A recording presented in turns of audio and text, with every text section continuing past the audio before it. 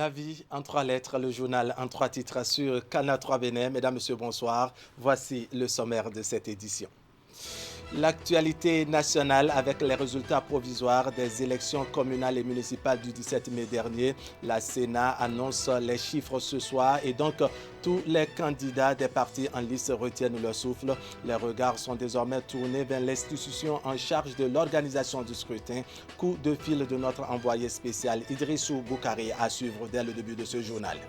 Et puis, nos gares routières sont les lieux de corruption à grande échelle. Ce n'est pas moi qui le dis, mais plutôt deux enquêtes réalisées par des confrères journalistes dans cet univers des transports.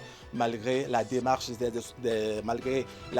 donc des officiels, on note des faux frais par ici et des taxes incongrues par là. Tanguy Agoyi nous dira de quoi cela retourne dans un instant. C'est sans doute l'une des célébrations les plus singulières de l'Ascension depuis les temps immémoriaux. L'élévation du Christ se fêtera cette année à la maison. Pandémie du corona oblige, les chrétiens devront faire des fêtes, sinon vont faire face à cette nouvelle réalité de notre époque. Nous entendrons les explications de Père Herbert Kedouide à cet effet. Voilà donc pour le sommaire. Bienvenue. Bonsoir à tous. Le scrutin du 17 mai pour le compte des communales et municipales s'est déroulé sans grand incident. C'est ce que s'accordent à dire les observateurs et même la plateforme électorale des organisations de la société civile. Mais pour l'heure, ce sont les chiffres qui intéressent beaucoup. La plupart des partis politiques en liste ont déjà leur propre compilation. Chacun se démerde avec sa calculatrice. Mais la meilleure mathématicienne ce soir, c'est visiblement la Commission électorale nationale autonome Sénat. Elle fait d'ailleurs objet de toutes les attentions pour les résultats provisoires qu'elle promet livrer ce soir. Idrissou Boukari est notre envoyé spécial à la Sénat depuis dimanche. Il fait un marquage à la culotte à Emmanuel Tiando et son équipe pour avoir les grands détails. Idrissou Boukari, bonsoir. Bonsoir Wahab Alipara. Vous êtes notre envoyé spécial à la Sénat, disais-je. Aujourd'hui, mercredi, c'est sans doute le jour de la vérité pour les partis politiques en liste, n'est-ce pas?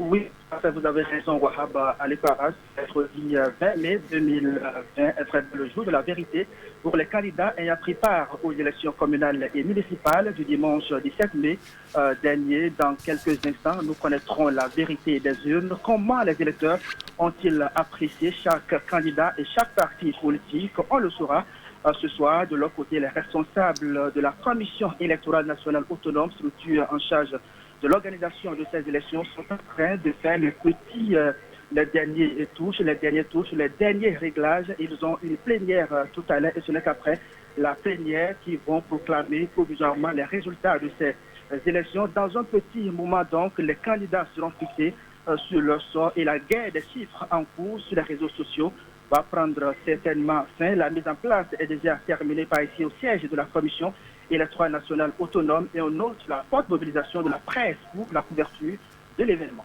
Alors, rien de totalement officiel pour l'instant, mais dites-nous, Idrissou Boukari, est-ce que votre présence au siège de la Sénat depuis quelques heures vous a-t-elle permis d'avoir quelques informations spécifiques dans les coulisses? Informations reçues, oui, mais pas officielles. Vous comprenez alors, Wahab Alipara, qu'on ne puisse pas vous en parler par ce canal. Il faut donc laisser le soin et la primeur aux responsables de la Commission électorale nationale autonome d'annoncer ses résultats provisoires. Ça se fera ici au siège de la Sénat. Les candidats doivent encore retenir leur souffle. L'heure de la défense n'est plus loin, Wahab Alipara. Merci à vous, Idrissou Boukari. Revenez-nous avec plus de détails à partager avec nos téléspectateurs, sans doute dans nos prochaines éditions. Chacun va certainement retenir son souffle en attendant que les résultats provisoires nous parviennent petitement. Alors, cette édition va se poursuivre avec la présentation ce mardi matin des contenus de deux enquêtes menées par des journalistes. La première porte sur les faux frais au niveau du transport routier, alors que la seconde s'est intéressée aux réalités des taxes sur les gares routières. On retient que ce sont les lieux de corruption malgré les démarches des officiels. Une série d'enquêtes réalisées avec le soutien de l'organisation Osiwa et la Maison des médias. Précision, Tanguy Agoyi et Elvis Tonoukouen. Pour cette deuxième livraison des résultats des séries d'enquêtes engagées conjointement par Osiwa et la Maison des médias, les deux thématiques avaient comme esprit explorer le monde du transport terrestre. On plonge dans les dédales de la corruption et des systèmes de détournement de la collecte publique. Dans le cas de la première enquête, on tombe dans un milieu où prospèrent faux frais et rançonnements, le plus souvent avec l'intelligence d'agents assermentés ou commis à la tâche sur l'honneur et par la vertu républicaine. Les sanctions ne manquent pas quand les cas sont découverts, surtout pendant les contrôles inopinés devenus réguliers. Il y a un point d'honneur qui est mis à ce contrôle et c'est sans pitié. Lorsque c'est établi que vous avez rançonné alors que c'est formellement interdit, il n'y a pas de pitié. Il faut vous attendre à des sanctions disciplinaires qui peuvent aller jusqu'à la radiation. Les choses ne connaissent que rarement ces genres de dénouement quand on est au niveau des gares routières. La deuxième enquête, dont le contenu a été présenté aujourd'hui, a exploré Misrété, Porto Novo et Cotonou et recensé une multitude de taxes infligées aux conducteurs de taxi abusés et impuissants. Il y a beaucoup de chauffeurs, de conducteurs de véhicules, ils sont illettrés pour la plupart. Donc, et des fois, c'est sous pression. On vous dit, si vous ne payez pas 1000 francs, si vous ne payez pas 1500, vous ne pouvez pas démarrer. Or, peut-être que lui, il a déjà fait le plein, il quitte ses mains craquées, il va jusqu'à Porto Novo. La situation est d'autant plus complexe, rapporte l'enquêteuse, qu'il est de plus en plus difficile aux communes concernées d'accéder à leur part de la collecte des contributions citoyennes sur les gares routières. C'est une république à part qui a ses normes et ses principes. Voilà, demain, jeudi 21 mai, les chrétiens vont célébrer l'Ascension. Cette fête a lieu 40 jours après Pâques. C'est l'occasion de célébrer l'élévation au ciel de Jésus-Christ après sa résurrection. Quelle est la signification de cette fête pour le chrétien catholique? Comment va-t-elle se célébrer concrètement en cette période de pandémie où les églises sont fermées? Eh bien, nous nous sommes rapprochés de Père Hubert Kedowide pour en savoir plus. Il est Tomiko Kana3 Bénin de Zakiat Latunji. L'ascension veut dire que le Seigneur est retourné vers son Père. Il est venu de chez son Père pour venir jusqu'à nous, nous racheter. Et la finalité, c'est de nous reconduire au Père. Et en prenant chair de notre chair et en assumant notre condition humaine jusqu'à la mort et à triompher de la mort, il est parti au ciel avec ce corps, désormais glorifié. Et ce faisant, il est comme le chef de peloton qui nous introduit tous dans la divinité du Seigneur. Et nous espérons que nous allons le suivre en marche résolument vers le ciel où se trouve notre patrie. Il dit, je m'en vais vers mon Père et votre Père, je m'en vais vers Dieu et votre Dieu. Je vais vous préparer une place et là où je serai, vous y serez aussi. Donc c'est très rassurant pour nous de célébrer notre identité qui est enfant de Dieu, appelé à être un jour en Dieu. Les messes sont toujours célébrées, seulement qu'à cause de la distanciation sociale, elle est désormais assumée par les prêtres qui deviennent des représentations corporatives de tous les fidèles. Et les fidèles sont invités régulièrement à être en communion spirituelle via les canaux de communication pour vraiment vivre cette messe. Non pas écouter simplement la messe, mais la vivre. Et pour la vivre, nous allons conseiller aux fidèles d'être dans leur maison, d'avoir le programme que nous distribuons chaque fois dans les réseaux sociaux. Et ils vont faire comme s'ils étaient à la messe. Ils vont suivre la célébration eucharistique. Pour l'archevêque de Cotonou, par exemple, c'est demain à 8 h, aussi bien à la radio Immaculée que à travers le site du diocèse. Et les fidèles vivent cette Eucharistie. Ils n'ont pas la joie de prendre la communion de façon matérielle, mais quand même ils communient spirituellement. L'attitude que nous suggérons aux fidèles, c'est vraiment se dire que le Covid nous a permis de dire que les réalités de ce monde sont des réalités passagères. Et donc que tout ce que nous sommes et tout ce que nous ferons ne soit plus simplement des choses de passage, mais que nous ayons une attitude des gens qui sont comme portés vers le ciel. Je prie le Seigneur pour que, malgré la fermeture des églises, que nous puissions célébrer joyeusement notre adhésion à la patrie céleste grâce à celui qui nous a rachetés du péché et de la mort. Religion toujours, eh bien, le jeûne musulman tend progressivement vers sa fin et les fidèles seront bientôt appelés à s'acquitter de l'aumône de la rupture du jeûne appelée la zakat al-fitr. Alors, comment le jeûneur doit-il s'y prendre pour accomplir cet acte de purification recommandé par l'islam? La question a été posée à Mamam Aboubakar, l'un des imams de la mosquée de Bégamé. On va l'écouter au micro Canal 3 Bénin de Ali Moumoudi. Okay. C'est zakat al-fitr, je peux le nommer l'aumône qui concerne le ramadan ou bien qui concerne à quelqu'un qui avait jeûné. Parce que le prophète sallallahu alayhi wa sallam nous a prescrit cette aumône en disant qu'avec cet acte, Allah va vous faire pardonner quelques péchés que vous avez eu à faire pendant le jeûne. Parce que nous tous ne sommes pas saints. Peut-être il y aura des failles lorsqu'on avait gêné. Pour cela, il dit, c'est la première cause.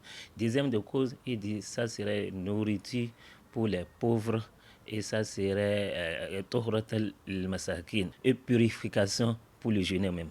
Mais comment le faire? C'est facile. Nous avons le mesure à utiliser pour faire ces zakats. Si dans le cas impossible, on peut utiliser nos deux mains comme ça là. Si je remplis ma main 4 fois, comme par exemple si c'est le maïs, ou bien le riz, ou bien la date, etc. Je remplis ma main, je remplis bien 4 fois. 1, 2, 3, 4, ça fait pour une personne. Et si j'avais le mesure qu'on utilisait, aussi je faisais ça 4 fois. Okay. Les ulémas disent, on peut le faire avant la fête, avant 2 jours de la fête. Le matin de la fête, avant d'aller à la mosquée ou bien avant d'aller à Idi pour aller prier. Mais après la prière, ça ne se fait pas. Pour cela, le prophète dit, celui qui donne ça avant la prière, il a fait la zakat. Et celui qui donne ça après la prière, il a fait juste au monde. Ce n'est pas zakat al-fitr. Le ramadan de cette année 2020 s'est déroulé dans un contexte plutôt particulier. Les mosquées sont fermées pour cause de coronavirus. Donc l'on se demande comment va se dérouler la prière de l'Aïd el-Fitr que les fidèles musulmans accomplissent à l'occasion sur des espaces ouverts. Eh bien, selon l'imam Mama Aboubakar, cette prière peut s'accomplir à la maison. On va l'écouter à nouveau. La religion islamique, elle est très très simple et humble. Et dans toutes les choses, l'islam nous trouve des portes de sortie. Même, il nous dit dans d'autres parts, si vous êtes en voyage, vous n'avez pas assez d'eau que vous avez utilisée pour faire l'ablution, vous faites la purification sec. On appelle ça taïmama.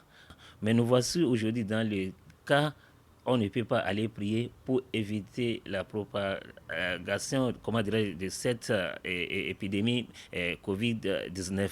Nous sommes d'accord pour cela. Mais l'islam dit, lorsque nous sommes empêchés de ne pas aller prier dans la mosquée, ou bien quelqu'un qui est venu en retard pour ne pas trouver la prière, comment il va faire?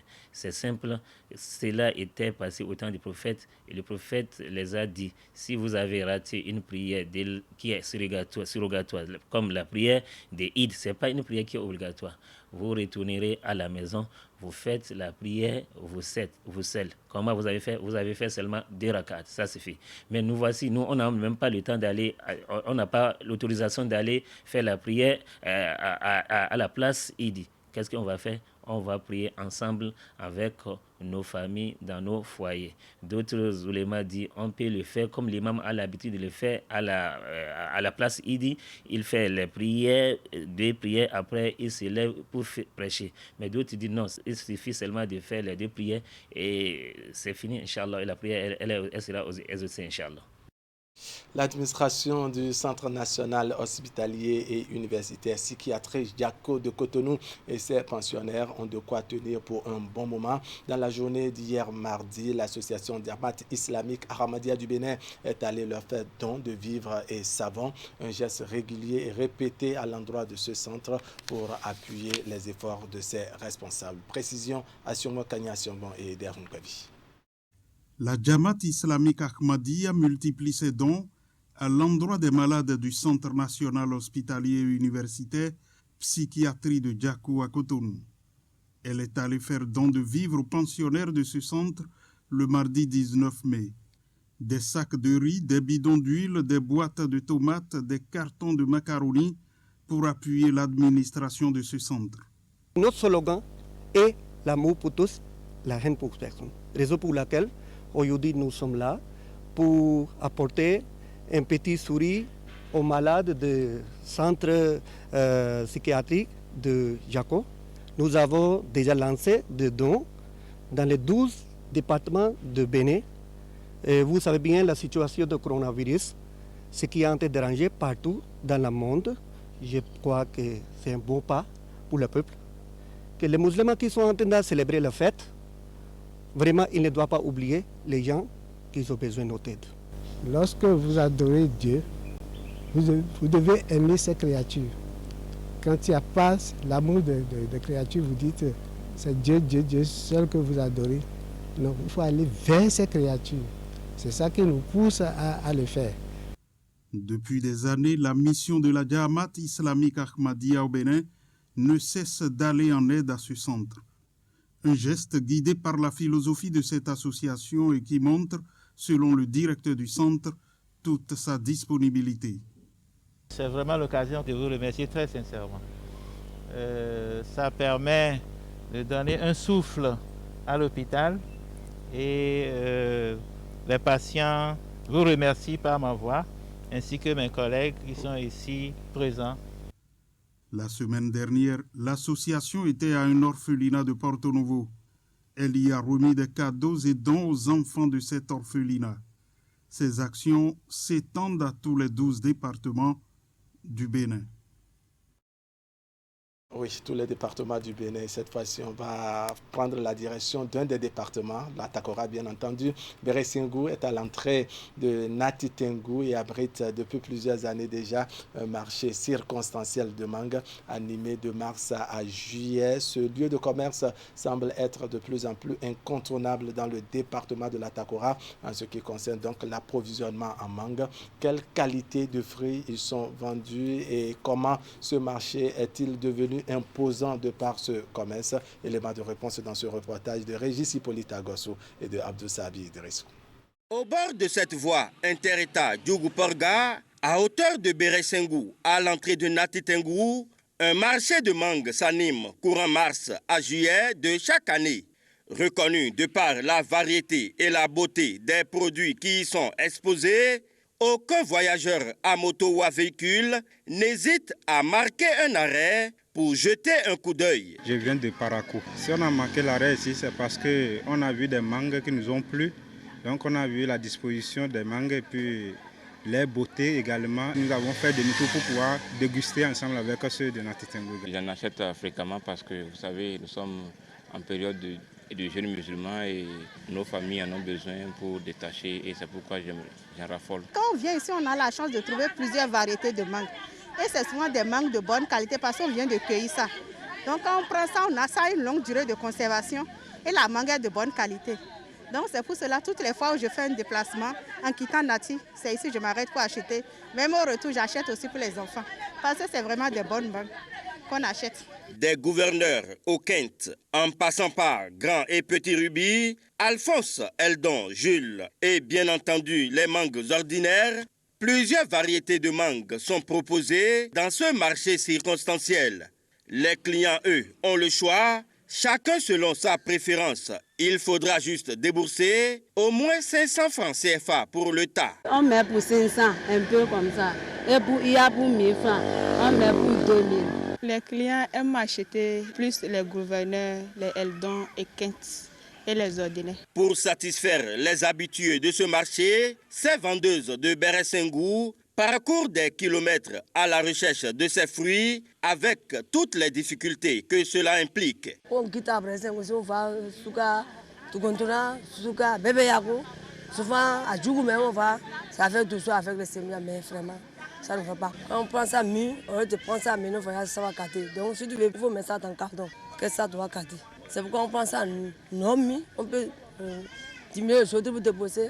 Si je mets à 900 un peu, tu fais ça. Des difficultés qui n'empêchent nullement ces femmes à s'en sortir, même si ici également, l'on se plaint du coronavirus. Les clients viennent beaucoup, mais Depuis qu'ils ont parlé de coronavirus, là, il n'y a plus. Les gens ne viennent pas beaucoup comme ça, mais quand même ils viennent. Bon, ça dépend. S'il y a marché là, tu peux vendre au moins 5 000 comme ça, s'il y a marché. Depuis que je vends, je sais que j'ai bénéficié de beaucoup de choses comme ça. Par exemple, j'ai payé plastique, grand plastique, qui permet de mettre de l'eau dedans. Les mangues là, quand on vend ça, ça nous donne quelque chose. C'est pourquoi nous, c'est ça. Ce qu'on gagne là, il faut faire souvenir pour toi. Depuis que tu vends ça, il faut faire quelque chose. J'ai pris quelque chose qui est bon. Après tu dis, j'ai pris pain, tiens, de ton mari. Parti pour être juste un petit coin de vente de mangue, ce lieu est devenu un marché à cause de la volonté de ces braves femmes de gagner au quotidien leur vie à travers ce commerce de mangue. Les passagers de cette voie, devenus clients fidèles, eux, en profitent depuis plusieurs années.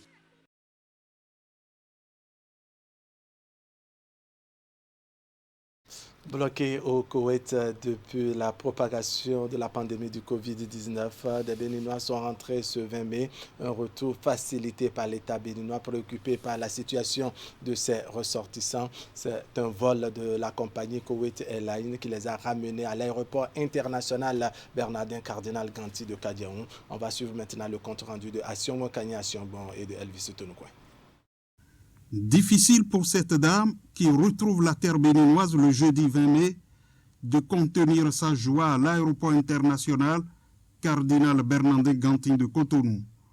Elle fait partie des Béninois de Koweït que l'État a aidé à rentrer au pays en ce temps de la Covid-19 par ce vol. C'est la joie sur tous les visages. Vraiment, on va remercier notre président. Il nous a porté aide. Qu'on peut plus quitter à Koweït pour descendre dans notre pays. C'est un grand merci qu'on doit donner à notre président. Vraiment, c'était une joie immense. Vraiment, on est très heureuse de revoir nos familles. On tient à remercier l'État béninois et aussi l'État koweïtien. Il nous a beaucoup fait. Et pour ce long trajet, vraiment, on remercie l'État béninois. Merci pour tout. Ils sont au total 188 Béninois qui vont retrouver leurs familles respectives après leur séjour au Koweït pour diverses raisons. 157 d'entre eux étaient en situation irrégulière et 3 autres en situation régulière. En outre, on y dénombre 5 apprenants en langue et culture arabe et 23 étudiants désireux de revenir momentanément au pays pour faire de suspension de cours jusqu'en août 2020. Non, les études ont été interrompues depuis près de 3 mois. Donc pour cela, le gouvernement a mis un système en place. Ils nous ont donné un congé de 2 mois. Donc pour cela, on a décidé de rentrer au pays, afin de retourner après 2 mois. Grâce à l'aide de l'ambassade Bénin au Koweït, qui nous a fait des marches afin que nous puissions rentrer chez nous au Bénin aujourd'hui. Dans le hall d'arrivée de l'aéroport, ils sont accueillis par le directeur du cabinet du ministre de la Santé. Peta Sakogbeto leur explique. Quand vous venez de l'extérieur, vous devez savoir que le virus circule aussi bien à l'intérieur qu'entre les pays. Donc nous faisons les tests à ceux et celles qui viennent de l'extérieur. Ces tests, on ne peut pas les faire ici. Nous avons dû organiser 2 sites pour pouvoir faire les tests. Un site qui est à Lada, l'autre site qui est à Porte-Novo. Ici, les apprenants et les étudiants subissent différentes étapes de tests de Covid-19. Les autres sont conduits sur d'autres sites pour y subir le même test. Ils étaient tous en situation difficile pour raison de suspension de vols commerciaux au Koweït. Pour ce retour, le ministère des Affaires étrangères et de la coopération a travaillé d'arrache-pied pour affréter le vol spécial et faciliter les procédures de retour en toute quiétude. Voilà, c'est sur cette euphorie de nos compatriotes béninois revenant du Koweït que nous mettons un point final à cette édition. Merci de nous avoir suivis. L'information continue sur Canal 3 Bénin. On va vous faire vivre et revivre la chaleur de la proclamation des résultats provisoires des élections communales et municipales par la Sénat. Notre envoyé spécial Idrissou Boukari s'y trouve. Il nous reviendra donc sans doute avec plus de détails à partager avec vous dans nos prochaines éditions. Allez, portez-vous bien.